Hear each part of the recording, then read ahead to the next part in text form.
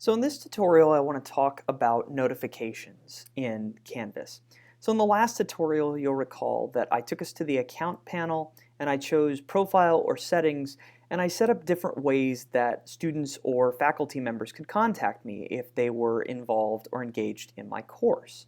Now what I want to talk about is how we can restrict the frequency of communication to our device. So let's say you set up your email or your Twitter or push notifications or even text messaging with Canvas. Well, how do you restrict how often you're messaged by Canvas itself? So let's say that I'm a student in a class and the instructor realizes that there are typos in 8 different documents, and the instructor starts correcting those typos in those different documents. Well, I might not want to receive 8 notifications that each document is updated. I might want to receive just one notification at the end of the day or at the end of the week describing to me all of the changes that the instructor has made to the course. Similarly, if I'm an instructor, I might not want to get updates for changes that I'm making to my course because I know I'm making those changes. I might only want to receive changes and notifications for changes that my students are making, like assignment submissions. So how do we regulate this? Well, again, we're going to click on our global navigation, we're going to click on the account button, and we're going to choose notifications from the menu that pops up. And this is going to bring us to the notifications pane. So let's talk about this notification pane and the preferences that come with it. So first and foremost, you'll notice I have a table here with several different columns and rows. So I want to talk about this first column initially. This first column is going to take Canvas, and remember these are global settings, so this is for every Canvas course, not just one, but every Canvas course you're either teaching or taking.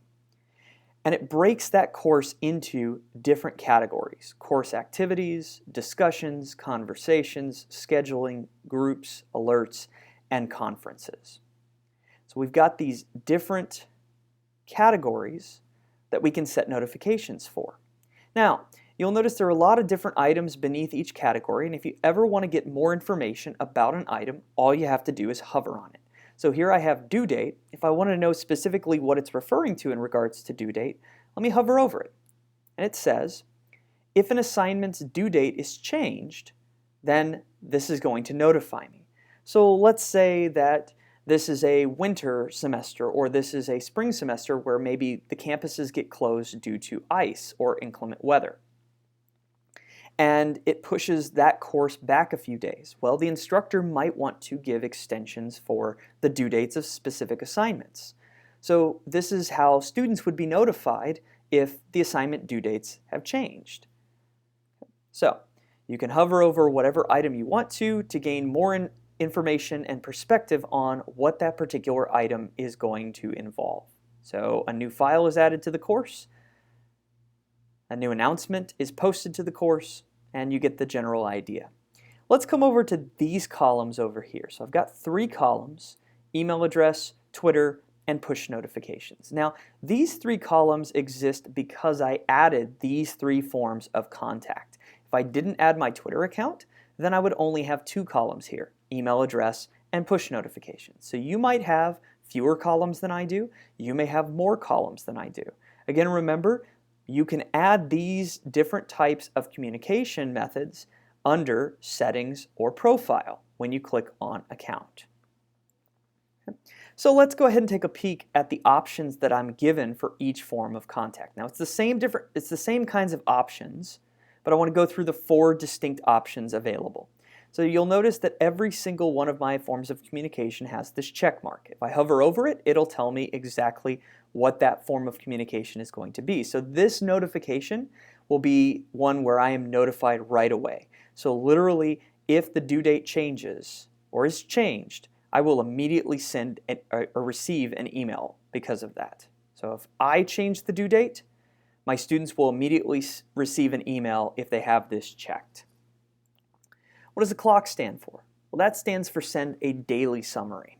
So sending a daily summary allows the student or the instructor, whoever's choosing to receive the notification, rather than being notified when everything is being updated, they're only sent a notification at the end of the day that summarizes every change that was made related to due dates.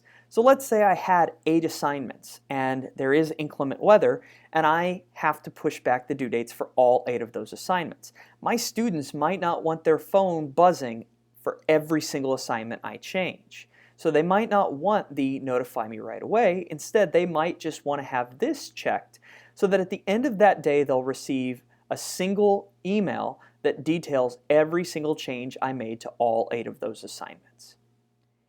The calendar sends a weekly summary. So it's the same thing as this, except instead of sending it at the end of the day, it's sent at the end of the week. I wouldn't necessarily recommend this for most students because depending upon the due dates of certain assignments, if they don't receive this until the end of the week, they might miss significant changes to due dates, and that might cost them some of the time available to them to make corrections or complete the assignments. And then finally, this X here says, don't send me anything. There may be certain activities in Canvas where you don't want to be notified. I'm the instructor. I know when the due dates are going to change, so I'm going to set this to don't send me anything because I don't need to know when I change the due dates, and I can even turn that off over here and push notifications. Okay?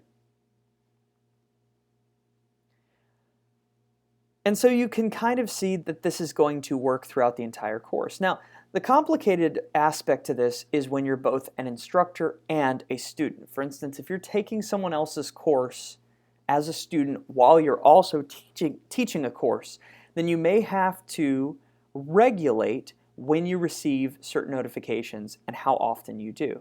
A safe bet is if you don't want whatever device it is you're using to constantly be vibrating and constantly notifying you that you've got changes, then this is just a really good way to constantly receive a daily email summary that tells you all of the changes that happened in your courses in Canvas.